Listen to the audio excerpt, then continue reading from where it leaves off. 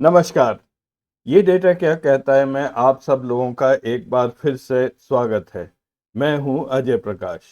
आज के एपिसोड में बात करूंगा हमारी मोदी सरकार की तरफ से जो मिस रिप्रेजेंटेशन ऑफ फैक्ट्स चलता आ रहा है उसके बारे में।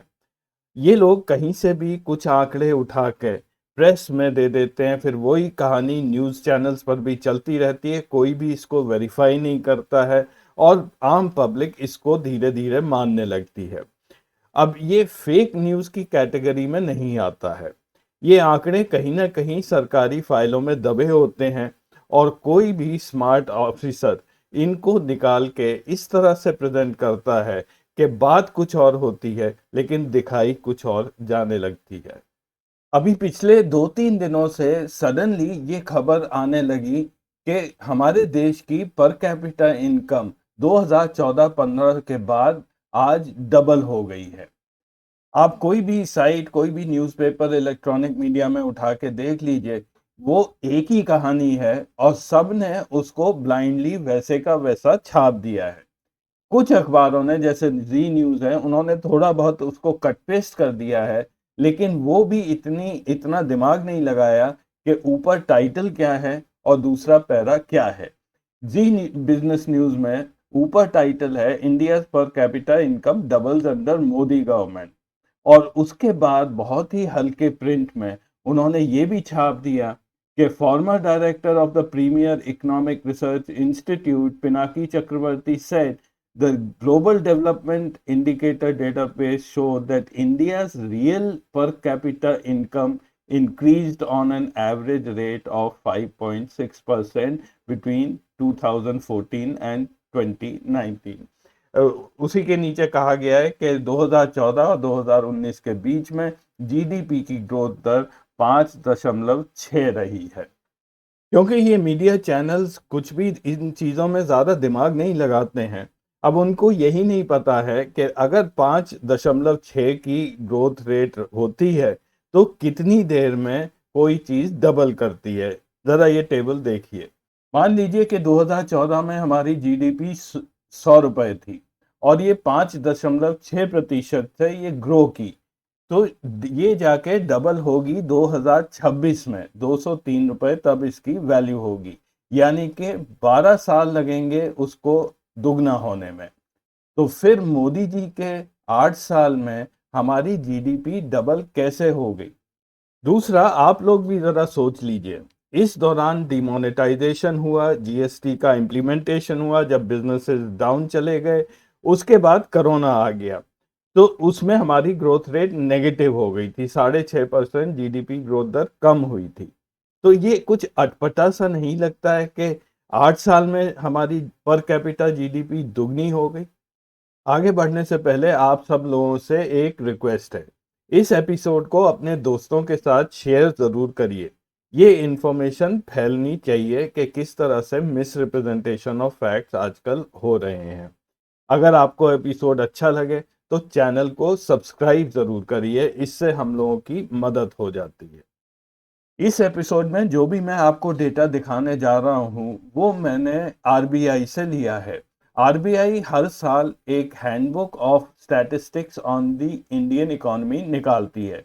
ये एक बहुत डिटेल्ड रिपोर्ट होती है और ये आरबीआई की वेबसाइट पर अवेलेबल है। नीचे मैंने उसका लिंक दे रखा है। अगर आप इस लिंक पर जाएंगे तो आपको हर साल की रिपोर्ट यहाँ पर दिखेगी। ये राइट हैंड साइड पर 2016 तक ये अवेलेबल है और उससे पहले ये किसी और फॉर्मेट में थी, वो भी आरबीआई के आर्काइव से निकाल सकते हैं। सबसे पहले तो मैं आपको ये बता दूं कि हमारी पर कैपिटा जीडीपी 2014 के बाद से आज के बीच में दुगनी नहीं हुई है। जो आंकड़े आपको दिखाए जा रहे हैं वो जीडीपी के हैं ही नहीं।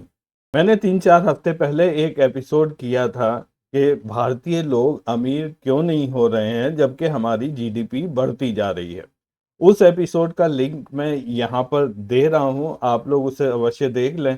उससे आपको थोड़ा सा बैकग्राउंड मिल जाएगा, क्योंकि मैं वो पूरा एपिसोड आज रिपीट नहीं करूँगा। बहुत संक्षेप में मैं जीडीपी का कॉन्सेप्ट एक बार फिर से समझा देता हूँ। जीडीपी ब्रॉडली दो तरह की होती है जो हम लोग रिपोर्ट में देखते हैं। पहली है करंट वैल्यू, यानी कि आज की उसकी क्या वैल्यू है। ये हर क्वार्टर निकाली जाती है, फिर साल के एंड में ये पब्लिश की जाती है। जब हम बोलते हैं हमारी जीडीपी $3 ट्रिलियन है, वो करंट वैल्यू पर है। पिछले साल हमारी करंट वैल्यू जीडीपी थी $2.7 ट्रिलियन। सन 2014 में $2 ट्रिलियन थी, तो ये करंट वैल्यू है। लेकिन जब हम कंपेयर करना चाहते हैं कि पिछले साल से कितनी ग्रोथ हुई, तो जीडीपी एट कांस्टेंट वैल्यू से कंपेयर करते हैं, जो आप यहाँ पे नीले बाज में देख रहे हैं। ये 2014 में 1.69 ट्रिलियन थी और पिछले साल 1.94 थी। इसका एक बेस ईयर होता है और उस बेस ईयर के हिसाब से प्राइसेस निकाली जाती हैं और फिर वो कंपेयर करते हैं। फिलहाल ये बेस ईयर है 2011। तो बहुत सिंपल सी बात है, जब आप आज की बात करेंगे तो करंट वैल्यू को देखेंगे, लेकिन जब कंपेयर करेंगे तो कांस्टेंट वैल्यू यानी कि एक बेस ईयर है, उसके मुताबिक प्राइसेस आज की निकाली जाती हैं और फिर ग्रोथ रेट निकाली जाती है। तो ये है ग्रोथ रेट हमारी कांस्टेंट और करंट जीडीपी का। करंट वैल्यूज हैं पीले लाइन में। हालांकि इसका कोई मतलब नहीं होता है, क्योंकि अगर आप देखेंगे तो पिछले साल हम करंट वैल्यू जीडीपी की ग्रोथ 19.5% हुई।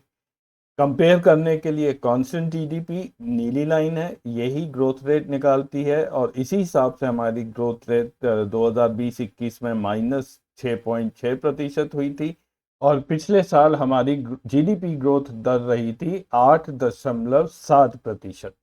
करंट वैल्यू पर कभी भी कंपैरिजन नहीं किया जाता है, क्योंकि उसमें कई सारे फैक्टर उस साल के होते हैं, जैसे इन्फ्लेशन होता है, एक्सचेंज रेट होता है, बैंकिंग रेट्स होते हैं, बहुत सारे उसमें कॉम्प्लिकेशंस होते हैं। करंट वैल्यू की किसी भी चीज को पिछले साल के करंट वैल्यू से कंपेयर नहीं किया जाता है।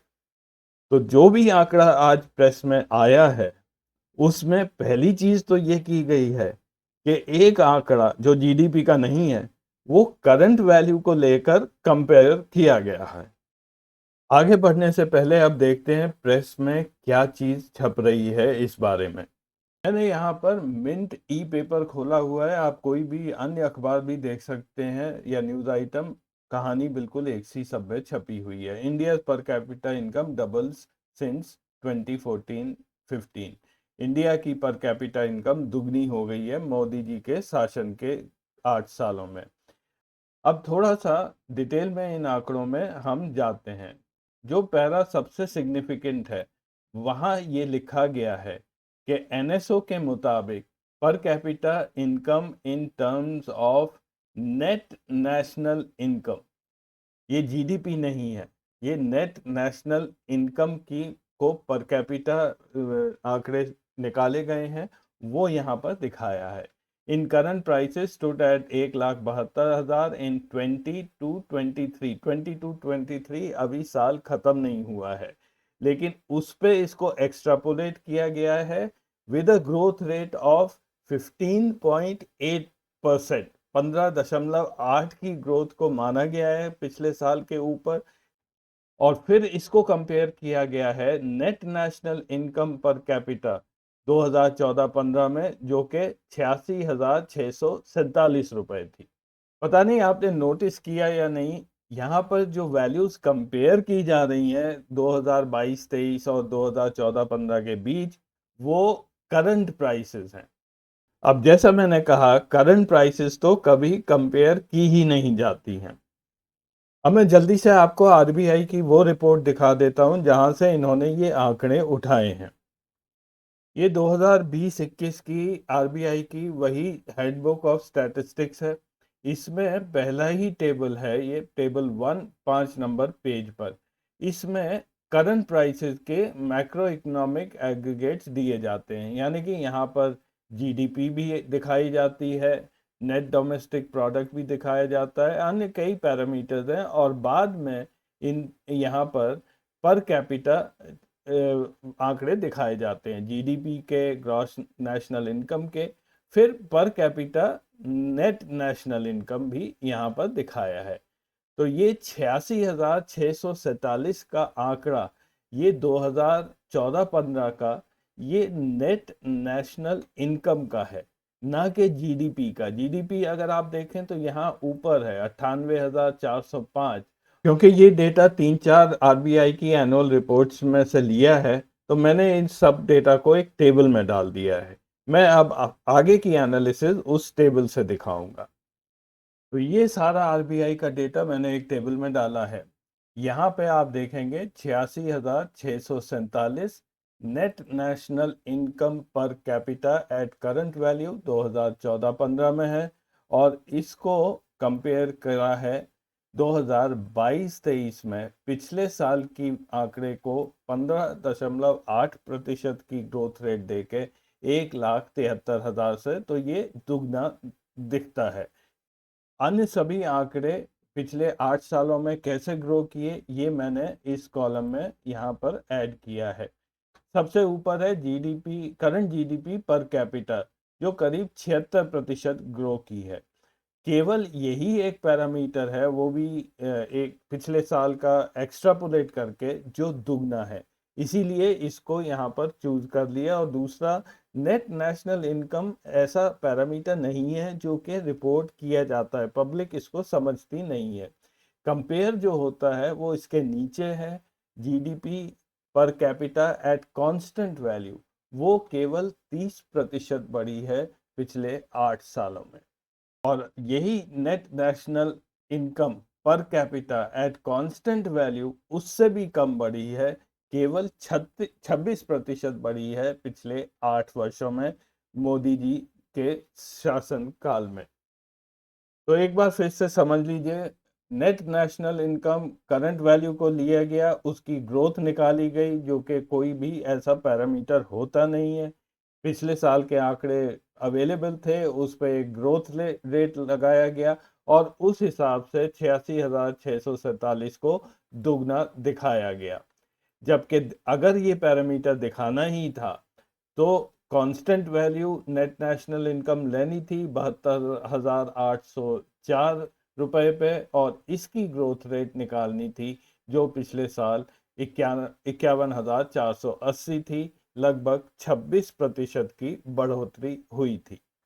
अब ये काम कोई रिपोर्टर तो कर नहीं सकता है, ये जरूर कि कोई फाइनेंस मिनिस्ट्री में बैठे हुए बाबू का ये एक बहुत शार्प ब्रेन था। क्योंकि मोदी जी के पास जीडीपी को लेकर कुछ भी अच्छा दिखाने को नहीं था, खासकर डिमोनेटाइजेशन के बाद लगातार जीडीपी गिर रही है, तो किसी तरह से एक ऐसा आंकड़ा निकालो जो कि हम फैला दें, जिससे लगे हमारी फाइनेंशियल इकोनॉमिक परफॉर्मेंस बहुत अच्छी रही है। मैं नेशनल इनकम के बारे में बहुत ज़्यादा डिटेल में नहीं जाऊंगा, बट एक बार जल्दी से समझा देता हूं कि नेट नेशनल इनकम और जीडीपी में क्या फ़र्क है। जीडीपी एक मेजर है जो value of goods and services, जो हमारे डोमेस्टिक यानी कि देश के अंदर जितना भी इकोनॉमिक एक्टिविटी होती है उसको ये नापता है। ये एक लोकल स्केल का मापदंड है। जबकि नेशनल इनकम है कि अगर कोई इंडियन नेशनल बाहर भी काम कर रहा है या कोई कंपनी बाहर काम कर रही है, तो उनकी इनकम भी जोड़ दी जाती है। अब होना तो ये चाहिए कि जीडीपी में अगर बाहर की इनकम भी जुड़ जाए तो ये वैल्यू बढ़ जाना चाहिए। लेकिन यहाँ पर नेट इनकम की बात होती है कि वो बिजनेस करने के लिए हमारा नेट कितना आता है, यानी कि खर्चा कितना होता है। और अनफॉर्चुनेटली भारत के केस में जितना भी हम बाहर में बिजनेस कर रहे हैं वो एक घाटे का बिजनेस है, तो ये फिगर एक नेगेटिव होता है। इसलिए हमारे देश में नेट नेशनल इनकम जीडीपी से कम हो जाती है। तो चलते चलते अंत में मैं भी एक रबिश डेटा चार्ट दिखा देता हूं। ये है net national income per capita का डबलिंग ड्यूरेशन, कितने सालों में ये डबल हुआ है। 1966 से मैंने डेटा लिया है, पहली बार ये डबल हुआ 1975 में, यानी कि 12 साल के अंदर। उसके बाद 8 साल फिर लगे इसको डबल होने में, 82-83 में, फिर 7 साल 1994-95 में, फिर 5 साल में ये डबल हुआ। इसी तरह से 2007-8 में इसको 6 साल लगे डबल होने में। फिर एक ब्रेक आ गया क्योंकि बेस सीरीज बदल गई थी। 2011-12 के बाद ये net national income per capita double हुआ 7 साल में। तो मोदी जी, अगर आपको 8 साल लगे करंट वैल्यू पर नेट नेशनल इनकम को डबल करने में, तो कोई खास बड़ा काम नहीं है, क्योंकि पिछले करीब 30 सालों में ये सबसे स्लो दर है नेट नेशनल इनकम का डबल होने में एट करंट वैल्यूज।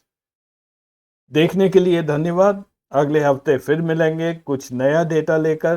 तब तक के लिए नमस्कार।